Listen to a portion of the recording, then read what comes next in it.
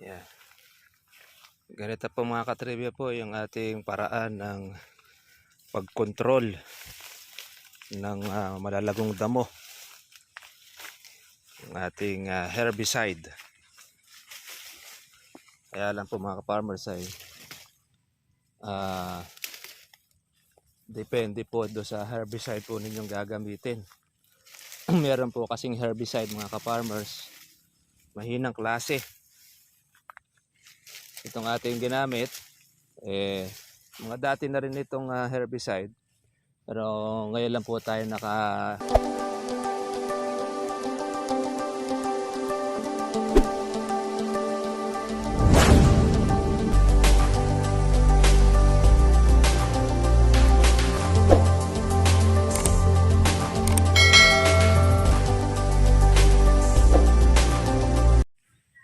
Good morning mga ka-farmers, mga katribya. Kamusta na po kayong lahat?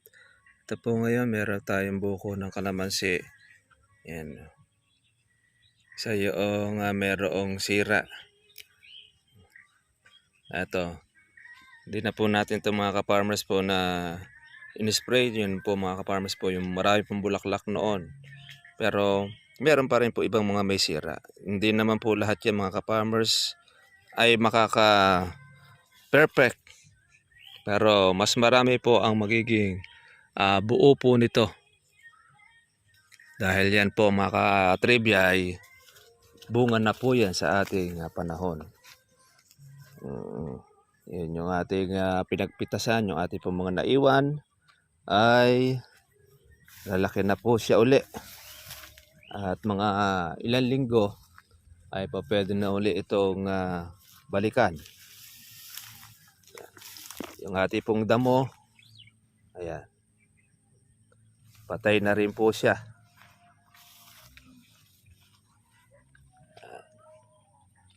Ayan naman pong ating mga buko ay kasalukuyan naman po siya ngayong lumalaki. Mga hindi naabot ng ating bomba. Dahil di naman po lahat yan mga ka-farmers ay maaabot ng ating herbicide. Kaya maganda po yung kanyang pagkapatay. Kaya yan po ang paraan po natin para makontrol ang ating mga damo. Yung ating herbicide na ating ginagawa. Napakadami po ng mga buko po niyan. Marami pa po siya lumalabas po ng mga bulaklak. Kaya hindi na po halos na mahihinto itong ating mga kalamansi. Sana naman na hindi naririnig yung ating sound. Ito yung kabila.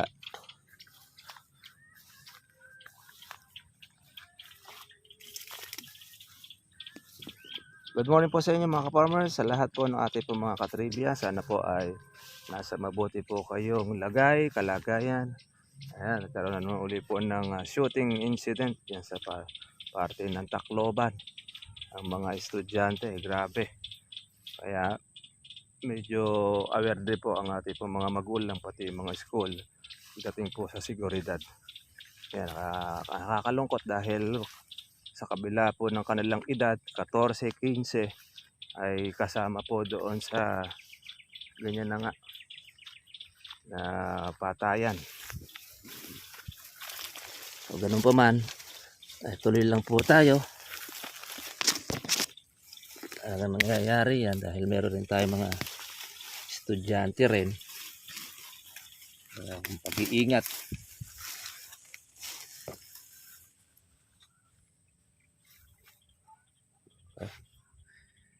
At ito natin po yung baging ng ating kalamansi.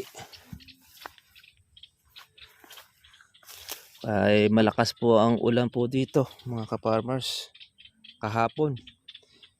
Kaya talaga ang pagpasok po natin mababasa tayo. Dahil ang kalamansi po ay nag-iimbak po ng tubig. Yan, nag-uumpisa na rin po ngayon yung natuto yung sanga.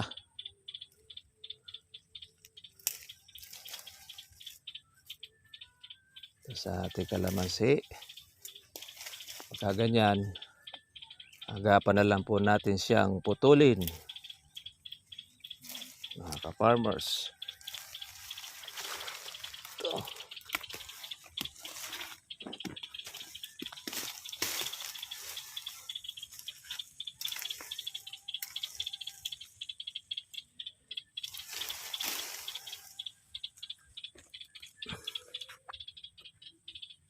Yan. Tagyan natin ang baging. Kaya makakahalaw pa po tayo ng ating bunga. At hindi pa naman po siya, mga ka-farmers, po dumidilaw. Ang kalamansi natin ay nanatili sa 1-1, merong 1-2. Yan po ang ating presyo. Siguro pagka po maganda yung kalamansi, pwede nyo pong maihirit sa 1-2, lalo na pagka yan ay batang kalamansi. Pero pagka po medyo may edad na, naiiba rin po ang presyo.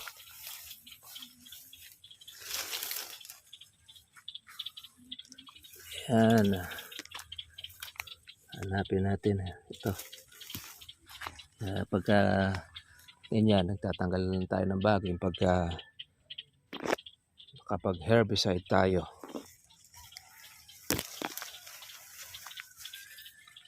Saka ng ating sangang tuyo.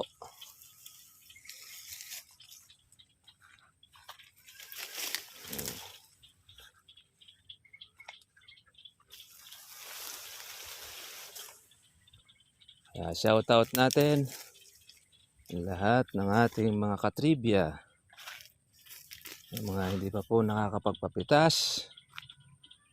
Ayan, libo pa rin ng kalamansi.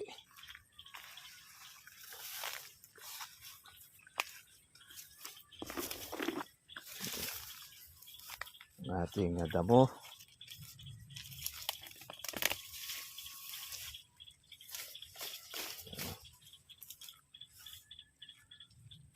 Ito, wala ito, malinisan natin ito. Yung kamote.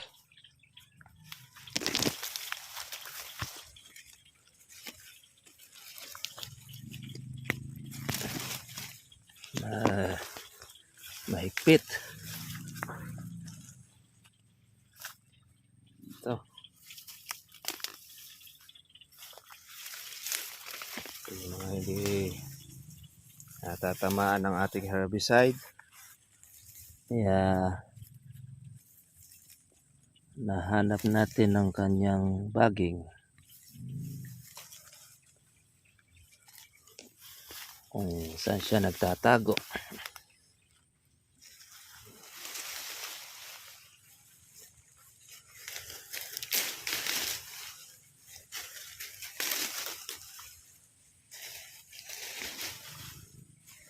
Sa gabal to.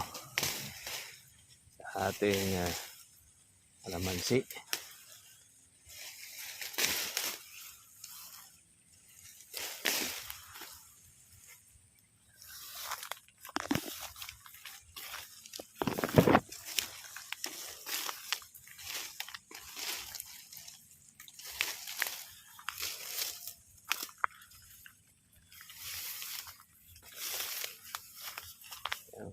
Patay na sila.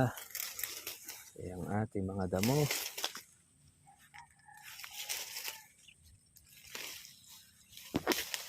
Malaki-laki na rin ang mga buko.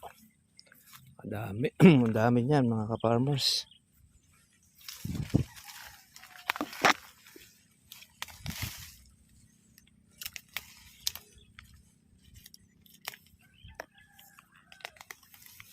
Yan bunot.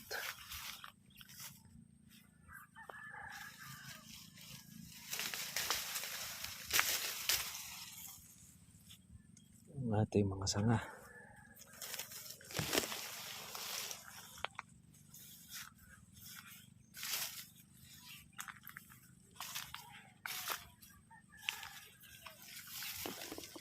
Ito.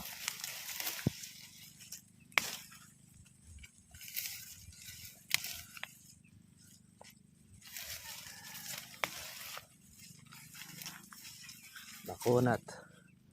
Yan po yung sitaw-sitawan. Napakakunat niyan.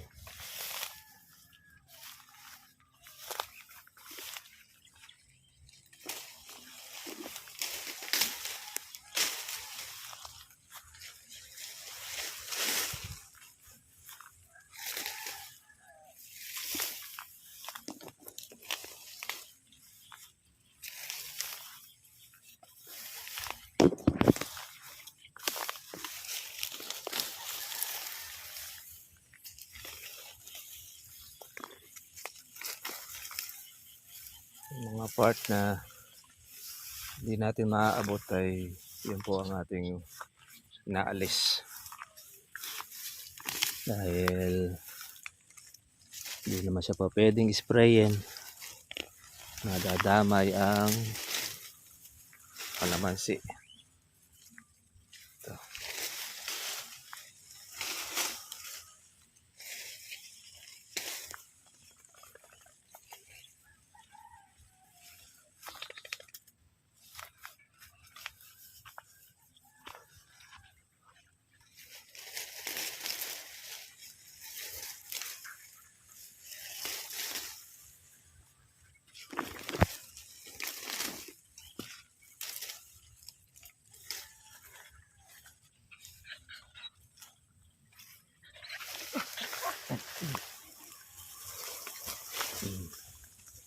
Ang kapal ng baging.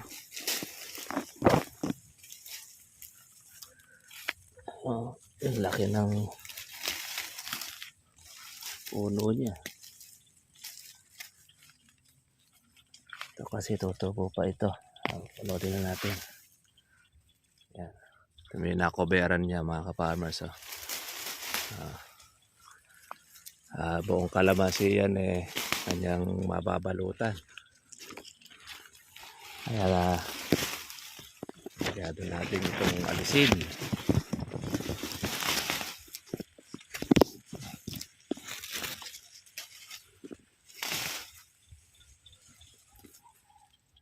Yan, tanggal-tanggal muna tayo ng ating pambagi.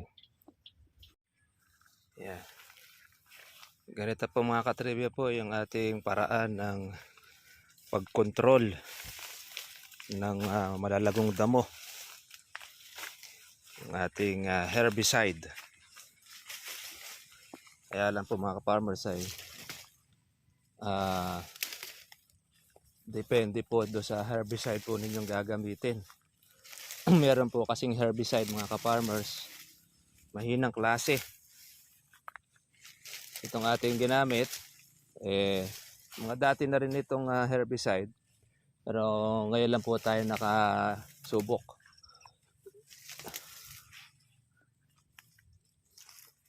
Ang gamit po natin ito mga ka-farmers, pwede naman ninyo pong subukan yung Interline herbicide. Hindi naman natin pwedeng sabihin po mga farmers na ito ay okay. Video na lang po ang makapagsasabi.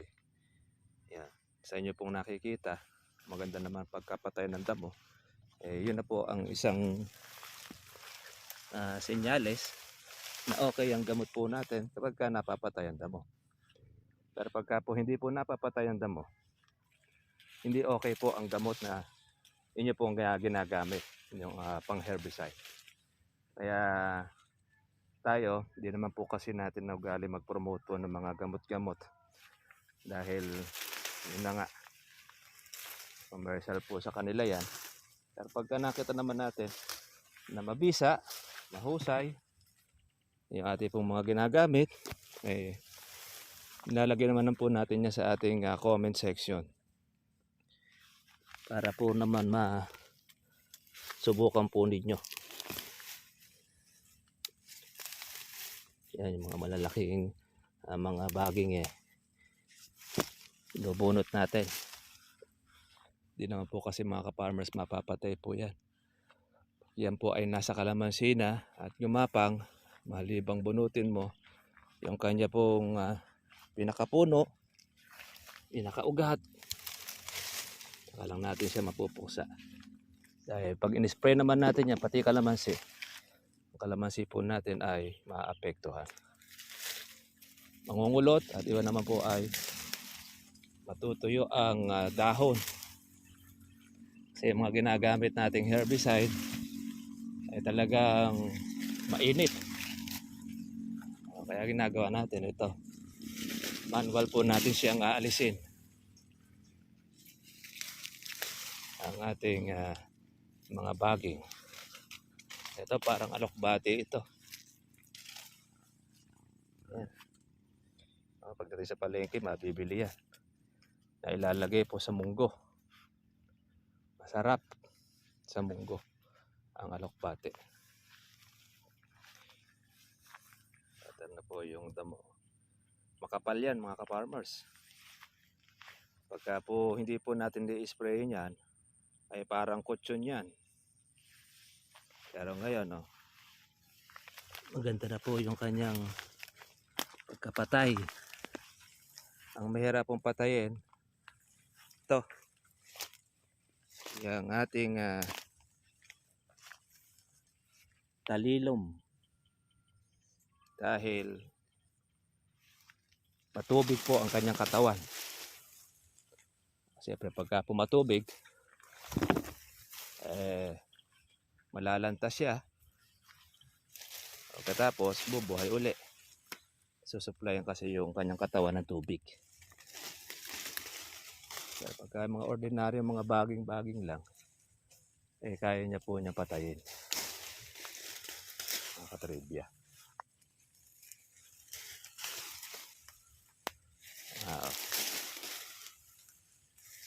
Iba namang mga baging, at maganda po na natamaan ng kanyang sanga. Tumidilaw. Pero nakaka-recover din yan.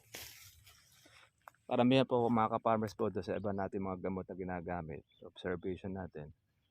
Once na hindi po mo siya po mapatay ng ating pong herbicide, nai-immune siya. Pag yun ang ginamit mo, wala. Bali wala lang po yung ating pagod. Yun na rin. Hindi siya mapapatay. Maganda rin po sa ating pandamo ginagamit. Paiba-iba. Kung ano po yung bago, yun po ang ating kunin para at least hindi po ma-immune po sa isang gamot ang ating pong kalamansi, yung mga damo. Kasi pagka hindi, ay sigurado uubos lang po tayo ng pang herbicide, tapos hindi naman natin mapapatay ang ating damo, gagastos lang tayo ng malaki. Yan, pero pagka napatay naman ninyo, ayan, makikita po yung kanyang lupa. Yan, basta't ganyan madilaw na. Kaya ang technique po natin ginagawa mga ka-farmers, ayan, para po doon sa mga bagong magkakalamansi, pag tayong mag-stick lang po sa isa, pwede po kayo sumubok na iba-iba pong mga herbicide. Sa ingatan lang po ninyo ang inyong kalamansi na matamaan. Pagaya po noong iba, talaga pagka lumabong ng husto ang damo, ayan, kakaroon na kayo ng problema. Lalo na pagkabata ang inyong kalamansi.